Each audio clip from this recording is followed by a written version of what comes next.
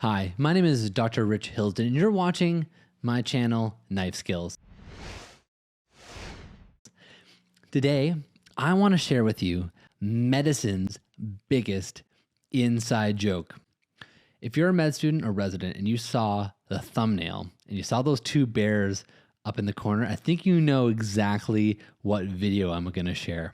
This video came out really in 2010, and here we are, 2022, and we're still laughing at the jokes in this video. I know a lot of you have found me for some of my reaction videos, especially to Dr. Glockenflecken. And if you pay attention to his orthopedic surgery character, you'll recognize that actually some of the things that he jokes about with orthopedics was actually inspired by this very video that I'm going to share. So the video I'm talking about is a video called Orthopedia versus Anesthesia. And you can find it on YouTube. I'm going to actually put the link in the description so that you can go there and take a look at it yourself. But let's take a look at some of the comments here, because I think some of them are really, really good. So the first one here is, "This isn't a joke, it's a documentary. My dad's an orthopod. He loved it. I don't know what the complaint is. Anesthesia being lazy." We'll get back to that later. This is another one here, posted 7 months ago. "The first time I saw this was when I was a medical student, and 10 years later, I'm still laughing and rolling at it. And I will admit, I still chuckle when I think about this video from time to time." Here's another one. "Everyone has different priorities." This one here says, "Funny how well known it is among MDs, even abroad." So this is great. Just people just know it so well. Here's a classic one. Here's a great joke here. "What's the definition of a double-blind study? Two orthopedic surgeons reading an ECG." Classic.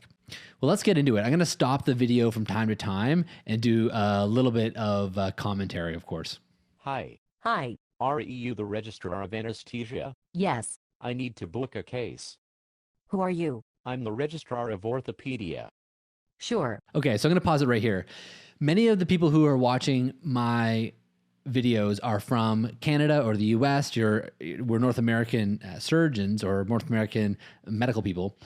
So we don't actually use the term registrar in North America. Typically we use the terms interns and residents and fellows and usually attendings or staff. In the UK system, that's where the term registrar comes into play. So typically, if you want to think about it, a junior resident or an intern slash junior resident, first couple of years of training after medical school, those are considered house officers in the UK system. And then after a few years, they become what we would describe as a senior resident or a fellow, and those become the registrars. And then you spend a fair bit of time in that stage, 5, 6, 7, 8 years, depending on the specialty that you're choosing, before you go on and become a consultant. So the two characters in this video are actually relatively senior doctors. They're not med students, they're not junior residents, but they'd be senior residents or fellows using the North American system, and they're referred to as registrars in the UK system. Sure. What's the story? There is a fracture. I need to fix it. Okay. Tell me more. Blank stares, love it. There is a fracture. I need to fix it. Ortho's clearly talking about his own priorities here. There is a fracture. I need to fix it. Can you tell me more? The fracture is very displaced. I need to fix it. Okay. Let's start from the basics. Where is the fracture? The fracture is in the emergency department. I need to fix it. That's not what I meant. Who does the fracture belong to? The fracture belongs to a bone. The bone is a femur. And who does the femur belong to?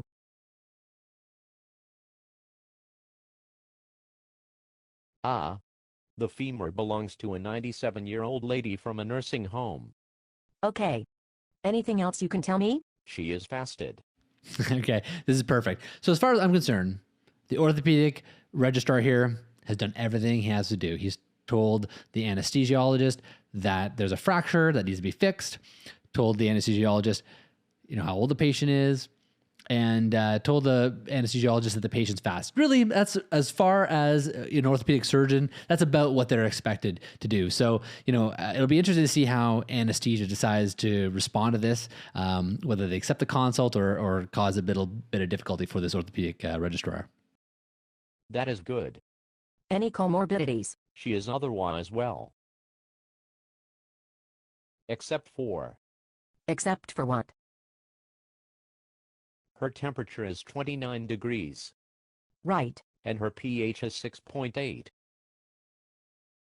Really? And she has a condition I have not seen before. Which condition is that? Asystole. So that line, she has a condition I've not seen before, asystole, cracks me up every time. And we literally will, mimic that exact line from time to time. In fact, sometimes I can't even help myself. The actual proper pronunciation, at least from a Canadian, is asystole. But from the UK, I don't know, this particular video, they've gone with asystole, which may just be the computer version of trying to pronounce an unusual word.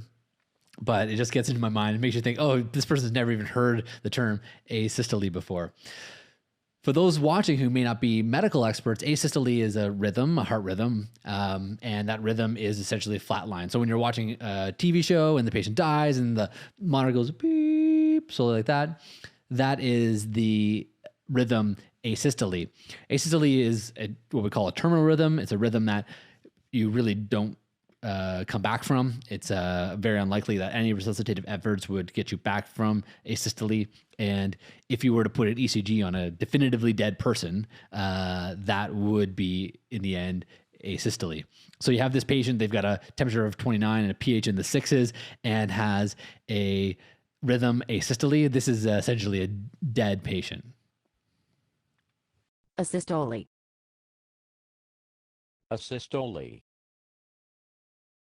Right. And you want me to anesthetize her? There is a fracture. I need to fix it. Why didn't you tell me about it from the start? I did. There is a fracture. I need to fix it. No, not the fracture, the bit about asystole. Because then you might refuse to anesthetize her. Don't you think I'd have noticed asystole when the patient arrived in the anesthetic bay? I love this. I love that every time, the anesthesiologist just wheels in this patient with this asystole that you're trying to do a fracture on. Anyway, I don't think it's totally realistic, but I love it. It will not take me long to fix the fracture. I'm very skilled with hammers and power drills. She is not fit enough for a haircut, let alone an operation. There will be minimal blood loss. I think she has other management priorities at the moment. Like the fracture. I love that. Yeah, obviously the anesthesiologist is focusing on something other than the bone in this case. Like CPR. Ah. They have finished doing that. Oh. They have stopped doing CPR on someone in asystole. Yes. That means she is dead. There will be minimal blood loss. You know what? You're right. There is not much blood loss when there's no friggin' cardiac output. I love that. Laugh at it every time. Oh, God. I need to fix the fracture. Please go away. You are being obstructive by refusing to do my case. And you are making my head hurt. There is a fracture. I need to fix it. I need to go and punch a brick wall. If you break your hand, I will fix it for you. I love it. So the video ends there. Well, this is a classic video of just really two different specialties having different priorities. And that's what was mentioned in the comments below. There really are different priorities when you're dealing with two different specialties. Obviously, orthopedics is going to be focused here on the fracture, and that's a priority. And then the anesthesiologist is going to be focused on the cardiorespiratory system and those issues and how the patient's likely to survive the stresses of an anesthetic. So the question here is like, who's really in the wrong? This video really is kind of, I think, meant to sort of make fun of the fact that orthopedics is so focused on the bones and less on the rest of the patient. But you have to give orthopedics some credit here. They're really good with hammers and power drills. And, I don't blame them. They've spent their time focusing on that issue, focusing on diagnosing fractures and treating them. And orthopedics is quite complicated. There's a lot of knowledge you need to have to understand the different types of fractures, how they're managed. They're managed many different ways, the many different tools and techniques to repair a fracture. It's hard with all of that information that you have to focus on to really be focusing on those other priorities, such as the cardiorespiratory system. And reality is that those are the concerns of anesthesia. In some ways, somebody might say that the anesthesiologist here is actually being obstructive and making the orthopedic surgeon do their work. The anesthesia's job to read the ECGs, the anesthesia's job to examine the patient, determine the pH. In fact, I'm impressed. This orthopedic registrar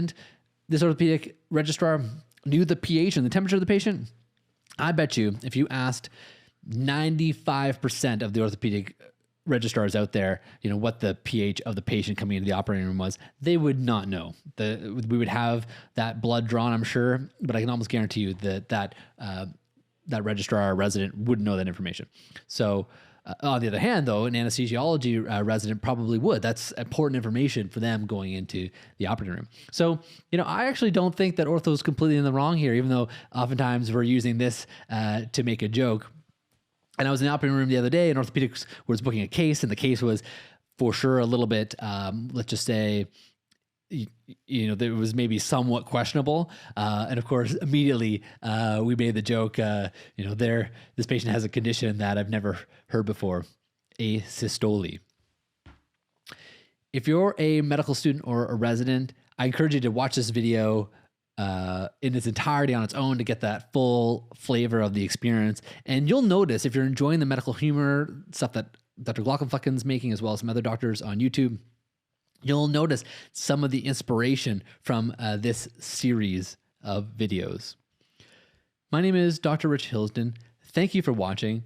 Please like and subscribe. I love also the comments below. If you have any ideas for things you want me to react to or any videos you want me to make, please make a comment. Truly, the majority of the videos I've been making lately have been inspired by your comments in the comment section. Thank you very much.